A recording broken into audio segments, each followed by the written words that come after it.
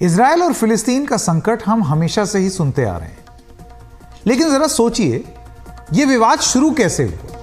History जानना भी बहुत जरूरी है, क्योंकि इतिहास में ही छुपा है आज जो हो रहा है उसका सच। तो आइए इतिहास का एक अध्याय शुरू करते हैं। यह संकट दरअसल शुरू कैसे हुआ, इसकी जड़ें कहां तक जाती हैं, इसके लिए हमें बहुत पीछे जाना होगा।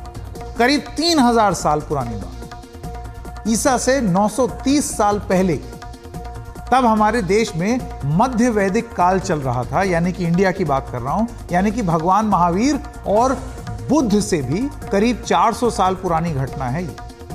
ओल्ड टेस्टमेंट या हिब्रू बाइबल के जेनेसिस में यह कहानी लिखी हुई। ओल्ड टेस्टमेंट को ऋग्वेद के बाद दुनिया का सबसे पुराना टेक्स्ट माना जाता है, ग्रंथ माना जाता है। कहानी का प्लॉट ईला या एला घाटी के पास रचा गया है। यह इलाका आज के तेल अवीव के करीब है। कहानी कुछ यूं है कि एला घाटी के पास फिलिस्तीनी कबीले के लड़ाके जमा होते हैं और वो इजराइल के लड़ाकों को युद्ध के लिए चुनौती देते हैं। फिलिस्तीनी लड़ाकों में से एक का नाम था गोलायत। कुछ याद आ रहा है? अक्सर कॉर्पोरेट लिंगों में यह बात सुनने को मिलती है।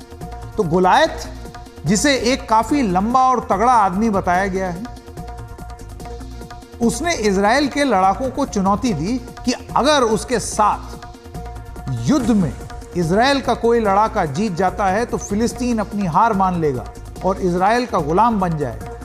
अगर ऐसा नहीं हुआ तो इजराइल को फिलिस्तीन की गुलामी माननी पड़ेगी। गोलायत की इस चुनौती को स्वीकार करने के लिए 40 दिन तक इजराइल की तरफ से कोई आगे ही नहीं आया।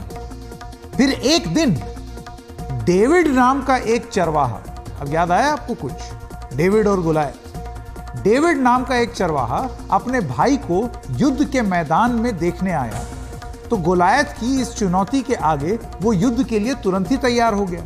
लेकिन राजा की इजाजत के बिना वो युद्ध नहीं लड़ सकता था। उस समय इजराइल का राजा था साउल, और डेविड ने राजा से युद्ध की अनुमति मांगी। पहले तो राजा ने यह सोचा कि अनुमति नहीं देते, ये छोटा सा लड़ाका ये क्या लड़ेगा, युद्ध का कोई अनुभव नहीं है, गोलायत इतना लंबा चौड़ा, ये कैसे निपटेगा उससे।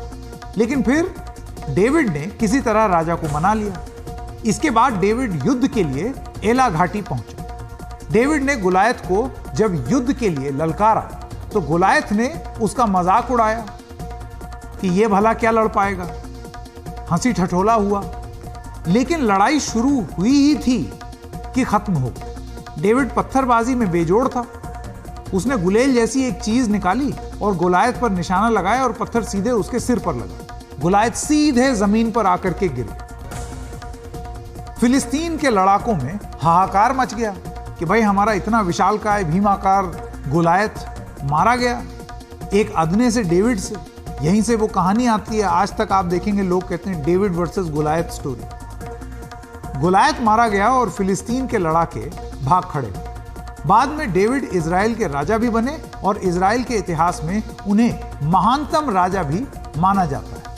अब इस कहानी को बताने का मकसद यह है कि आज से 3000 साल पहले भी इजराइल था, फिलिस्तीन भी था, और दोनों के बीच की दुश्मनी भी थी जो आज भी जारी है।